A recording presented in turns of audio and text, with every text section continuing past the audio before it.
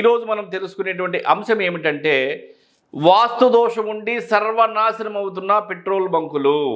వాస్తు దోషం ఉండి సర్వనాశనం అవుతున్న పెట్రోల్ బంకులు. నేటి కాలమాన పరిస్థితుల్లో నిత్య అవసరాలలో ఒకటి పెట్రోల్.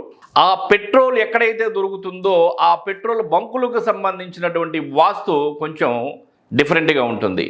అంటే వాస్తు దోషం అనేది దేనికైనా సరే అవసరం. వాస్తు దోషం అనేది ఎక్కడున్నా దేనికున్నా సరే దాని యొక్క ప్రభావం చూపిస్తుంది. వాస్తు శాస్త్రం పెట్రోల్ బంకు కూడా కావాలి, అవసరం ఉంది.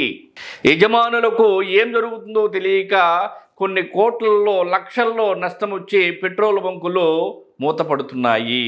యజమానులకి దానికి వాస్తు దోషమే కారణమని గ్రహించలేకపోతున్నారు. పెట్రోల్ బంకుకు సంబంధించి కావాల్సినటువంటి నిర్మాణం అసలు ఏమిటి అనేటువంటిది ఈరోజు మనం తెలుసుకునేటువంటి ప్రయత్నం చేద్దాము.